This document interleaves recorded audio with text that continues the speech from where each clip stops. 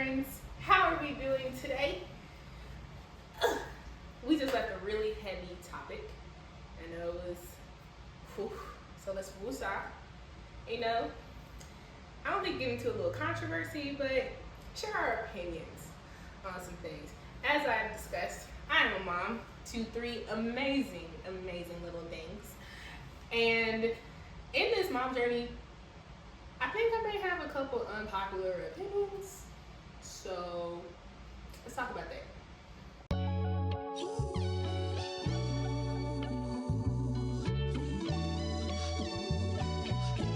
We're going to talk about some unpopular opinions that I have as a mom. Personally, again, these are my opinions, and like I've said on here before, just because B says it does not mean it is law. These are just my opinions, and just like I was about to say something, but you know, some people that watch me grow up is on here. So just like eyelashes, hopefully, everybody has one.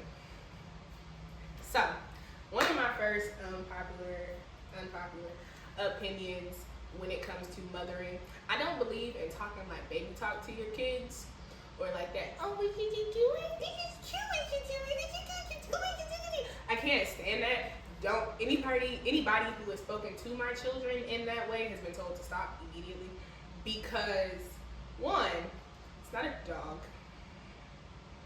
It's not a toy. A child is not a plaything. It's a small human being who is like a little sponge and it's sucking up all the little knowledge that's around it. And if you sit here and speak some made-up language to it, to them, what? When your kid has delays that are not caused by mental issues or like anything else, sweets, might be you. Might be you and your family talking a little bit to the baby. Speak proper English to your children. I understand being like, oh, well, sweetie, everything's okay. It's all right. Well, don't you look cute? Look at the baby. I get that. But why are you doing that? Think about it. Do you know what you said? If you don't know what you said, how you think they're going to know what you said? They don't even know English is a language yet. Like, what if you just messing it up from the jump? And that goes for any language. Like, this is not English specific. To the people who have their children speaking French, same thing. People who have their children speaking Cantonese, same thing. German, whatever, same thing. Speak the English, speak the language properly. Like, you want them to learn? Because it used to irritate my soul when people would be like, oh my gosh, B, your kids, they're so eloquent. Oh my gosh, they speak so well. Because I spoke to them as a human being, not a daggone dog. Like, that's why. You speak clearly to your dog, but you want to speak clearly to your kids? Make that make sense. So that's one. You ain't gotta love me for it, but it's okay. I personally don't think it's an unpopular opinion, but I've been told it's controversial. I don't know now, but okay. Two, I don't believe in not telling your children the truth. So I am a big person of whatever is happening to me that is affecting my children. I'm a firm believer in letting them know to a certain extent. So am I gonna go out and be like, oh no, the hypothesis of this experiment was that no, I'm not gonna say that because my kids don't know what the word hypothesis means. But I am going to say, hey, we were thinking about testing something. And we think that when we do this, this will happen. You can age appropriately explain something to your children without lying to them or taking away something that they need to know that is happening to them. For instance, and this has been something that a couple of my friends have agreed that I did and disagreed that I did. My children's father at one point decided that he, because he was being asked to help with paying child support, he was no longer going to be a part of the children's lives. I did not ask for that. He randomly texted me and was like, I'm not doing this. I said, okay, sure. That day came, he didn't see the kids anymore. I sat my daughter down because she is the oldest and she is the one who has a very vivid remembrance of her father. I sat her down. Hey, this is what was discussed. This was the reasoning behind it. This is what was said.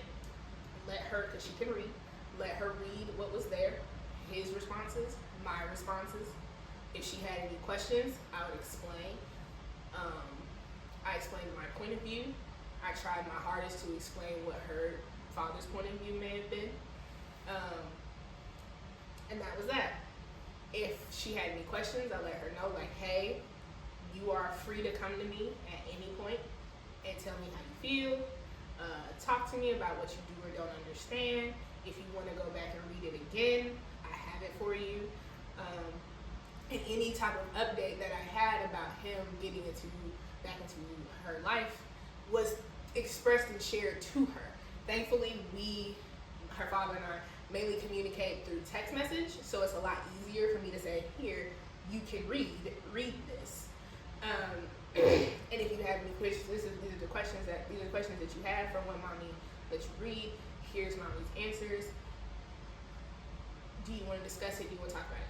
I don't feel like keeping your children in the dark for things that will affect them, especially physically and mentally, should even be a question. Like, you need to, at very best, age appropriately explain to your children what's going on, because the last thing you want them to be is out of the loop and not know what to do with any of the emotions that cause them to be out of that loop, that are a result of them being out of that loop.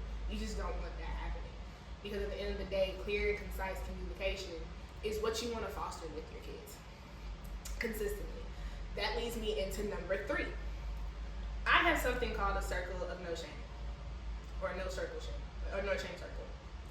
And it is a place where I haven't told my child, which again, I have one who is old enough to understand the concept, who has told my child, once we get in this circle, once you establish this circle, say what you want.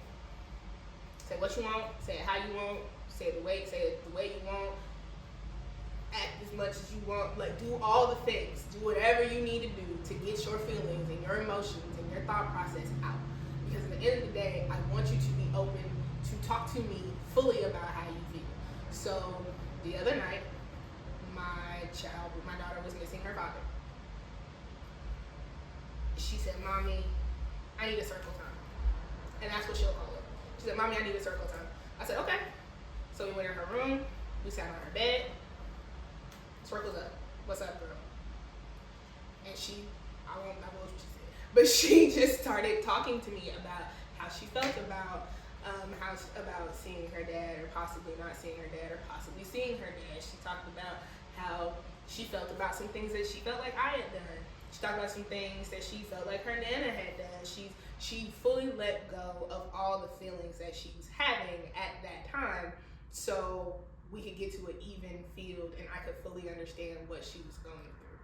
Without fully understanding what she was going through, I would have been able to help her the best that I could have.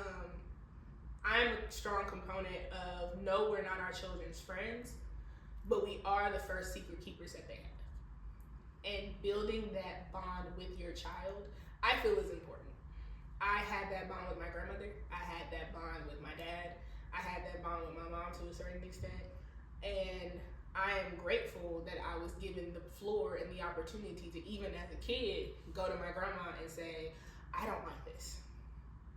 And she would ask me to go, basically do what most therapists do, and actually kind of let you, like, assess yourself. Well, why do you feel that way? Why don't you like it? Okay, if that's not why you like it, then why is it that you tried to do it?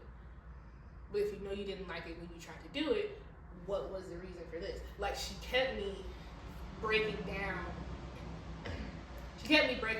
what all needed to happen, or what all of my emotions were like, before I was able to really understand that's what she was doing.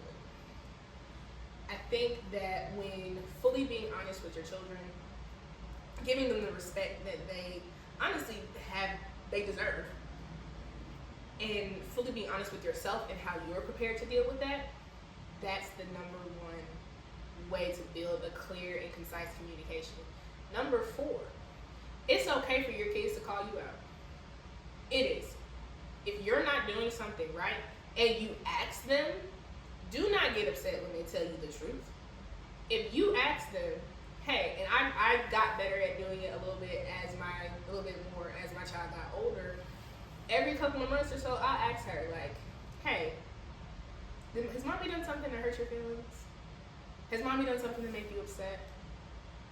What do you think, mommy? Why do you think mommy did that? And talking her through, like, hey, one, if you think that I did something wrong, tell me.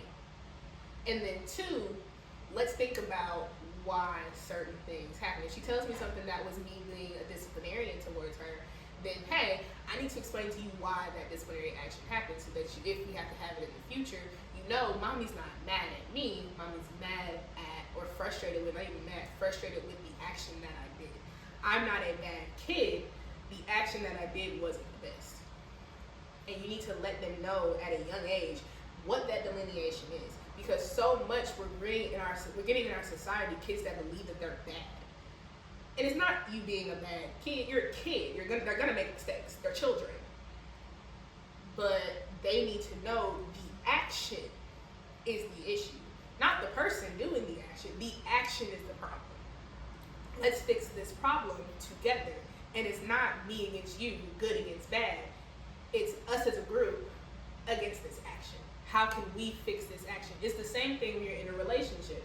It's not you versus your husband or your wife or your partner. It's not you versus your partner. It's you and your partner versus the issue. You have to, the same respect that you want to give an adult is the same respect you have to give a child, because they are people. And a lot of the times we will get, especially down here in the South, we will get into that, like, you're supposed to be seen and you're not heard. Or stay in the kid's place, stay in your child's place. It's an adult conversation, stay in your child's place. There's a way to say that and really have that be an actual, lesson without demeaning, belittling, and disrespecting them. You don't have to do that. So basically, a lot of my unpopular opinions are just, as adults. Be an adult and be worse than shit. I'm sorry. I don't know how else to say it. Treat any and everybody of whatever age, sex, creed, religion, whatever, what have you. Treat them how you want to be treated. Because at the end of the day, you claim to be a good person. Let the fruit of what you're doing show. But I don't know. I've been told I parent weirdly, so I ain't shit. So you can take my opinions as they are. But hey, that is it for today. Some quick. See, I told you, some light, some sweet, some short to the point. Because everything else is a little heavy so far. But hey, we'll be back tomorrow. Tomorrow? Not tomorrow. Not tomorrow. Next week. Next week, right? Y'all hold me to that. Next week. We will be back next week to talk about the dreaded difference between. Now I will tell you. Let's come back. Let's come back for that. I'll see you.